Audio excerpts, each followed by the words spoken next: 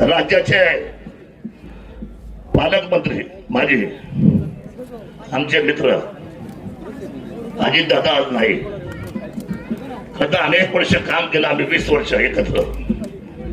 त्यांच्या जाण्याने राज्याचं नुकसान साहेब झालंच, पण आमच्या जिल्ह्याचं मोठं नुकसान झालं. आणि आज त्यांच्या शिवाय शिवजयंती साजरी होते आहे. मी आदरणीय शिस्तीचा कारभार, वेळेचा प्रामाणिकपणा आणि दिलेला शब्द पाळणारा तुमच्या त्रिमूर्तीमधला एक महत्वाचा घटक निखळला देवेंद्रजी आपण, एकनाथजी साहेब आपण आणि आदरणीय अजितदादा नाही याचं दुःख आहे.